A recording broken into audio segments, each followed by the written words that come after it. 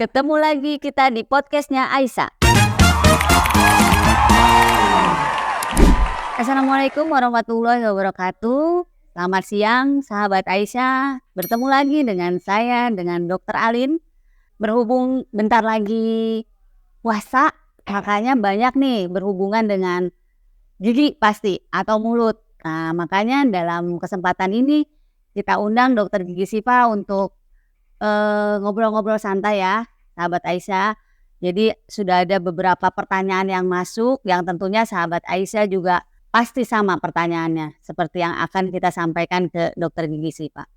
Baik dokter, bisa diperkenalkan dulu mungkin dok. Sahabat Aisyah pasti tentunya pengen kenal lebih jauh sama dokter yang berpraktek di Rumah Sakit Islam Aisyah ini. Halo sahabat Aisyah, perkenalkan nama saya Dr. Gigi Siva Faujian. Saya berpraktek di Rumah Sakit Islam Aisyah.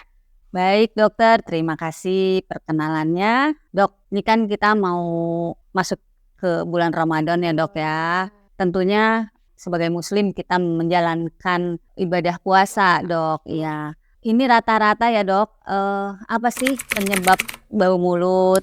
Banyak orang yang mengalami seperti ini. Iya. Jadi kita bahas mungkin di penyebab bau mulut dulu ya dok ya. Boleh. Penyebab bau mulut secara general kan banyak. Tapi kalau kasusnya saat berpuasa, penyebab bau mulut itu ya karena kita berkurangnya konsumsi makanan dan minuman. Pasti. Tentunya kan kita juga pasti akan ngobrol Betul. selama berpuasa. Ya mencegah biar nggak bau mulut itu gimana dok? Kita bisa mensiasatinya sih. Yang pertama, minum air putih pasti yang cukup saat berbuka dan sahur. Yang kedua, bisa juga sikat gigi tetap 2 kali sehari. Itu malam sebelum tidur dan setelah sahur. Malam sebelum tidur dan setelah sahur. Oke. Yang ketiga, kita harus milih-milih makanannya dok. Jadi jangan makan makanan yang berbau menyengat seperti contohnya durian mungkin ya.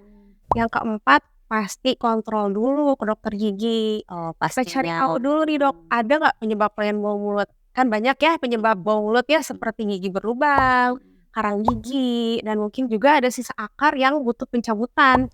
Tuh. Ada satu hal lagi nih sahabat Aisyah yang paling penting sebelum bulan Ramadan, baiknya scaling dulu, yaitu membersihkan karang gigi untuk mencegah bau mulut selama berpuasa. Ada nggak sih makanan atau minuman yang bisa mengurangi bau mulut ketika berpuasa? Kalau saat berpuasa sih ya dok ya, balik lagi kita harus pinter-pinter nih atur makan dan minumnya untuk cegah bau mulut. Yang pertama, kembali lagi minum air putih yang cukup saat buka dan sahur ya pastinya. Yang kedua, kita bisa mengkonsumsi vitamin C gitu. Tapi kita bisa dapetin dari makan buah aja, seperti buah apel, buah jeruk, lemon, melon, dan lain-lain.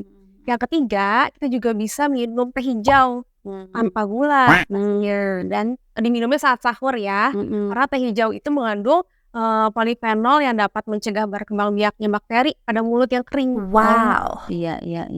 Baru tahu nih saya, teh hijau bisa mengurangi bau mulut ya. Betul. Baik. Lalu ada nggak dok kondisi kesehatan tertentu yang dapat memperburuk bau mulut itu sendiri?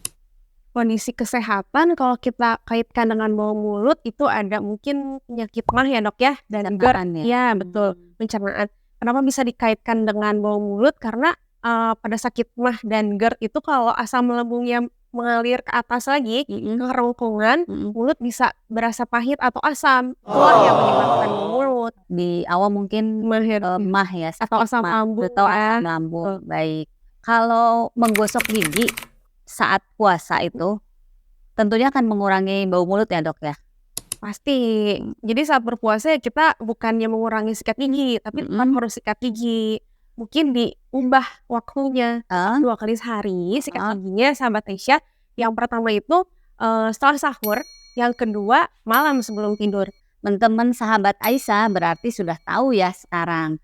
Jadi kalau puasa tetap boleh sikat gigi, tapi waktunya yang dirubah, jangan gak sikat gigi. Terus dok, apa ada hubungan antara dehidrasi dan bau mulut saat berpuasa? Pasti ada ya dok ya. Kalau kita puasa kan berarti kurang cairan yang masuk, dehidrasi. Kalau kurang cairan berarti produksi air liurnya juga berkurang. Sedangkan Kalau air liur itu dia fungsinya kan sebagai cairan alami untuk mencegah bau mulut, terus untuk membersihkan mulut juga secara alami, untuk menjaga kelembapan mulut. Air liur juga berfungsi sebagai imun sebetulnya untuk mencegah bakteri dan virus yang bisa masuk dari dalam mulut. Gitu dong. Jadi begitu sahabat Aisyah, tetap minum air putih biar nggak dehidrasi, tapi waktunya yang diubah dari buka sampai sahur. Menarik juga nih dok. Iya, Dok. Kalau sikat giginya kita berlebih, misalnya sahur juga, habis buka juga, Iya. malam sebelum tidur juga, mau sahur juga, setelah sahur. Jadi 4 kali itu boleh dok, kayak gitu. Sebetulnya dianjurkan 2 kali aja ya, Oh, Dok, 2 ya. kali. Ya, karena kan kalau terlalu sering, frekuensinya terlalu banyak, gigi juga ada lapisannya, Dok. Oh gitu. Khawatirnya terkikis. Kalau sudah terkikis, ngilu pasti keluhan utamanya. Oh gitu, baik. Gitu. Jadi cukup 2 kali saja. Ada produk kesehatan mulut dok, apa seperti obat kumur contohnya yang direkomendasikan selama kita berpuasa dok? Ya, sahabat Aisyah, untuk produk nyikat gigi ya, yang pertama pasti pasta gigi yang mengandung fluoride, Dok. Tuh, kalau biasa pakai obat kumur, kita bisa pakai obat kumur tapi yang non alkohol. Non alkohol, sahabat Aisyah, obat kumurnya yang non alkohol. Yang ketiga, jangan lupa lidahnya disikat. Itu ada sikat khususnya, Dok, untuk bersihin lidah.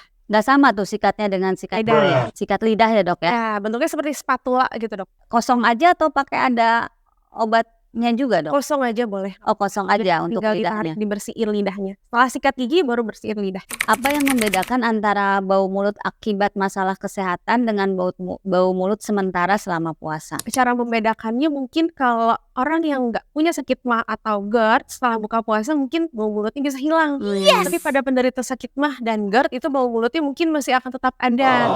Seharusnya kan setelah kita minum cairan dalam mulut sudah terpenuhi. Iya. Produksi air liur juga sudah seimbang. Seharusnya kan bau mulut sudah hilang. Tapi pada penderita sakit mah dan GERD mungkin masih ada. Ya karena asam lambungnya tadi yang naik. Ya. Gitu, dan biasanya baunya itu seperti bau asam dok, bau mulut. Oke, ya. Silahkan ketemu dokter gigi yang cantik ini. Nanti dijelaskan lebih panjang lebar. Ya. Baik, terima kasih. Saya dengan Dokter Alin, dengan Dokter Gigi Sipa, saya mengucapkan terima kasih. Assalamualaikum warahmatullahi wabarakatuh. Selamat berpuasa.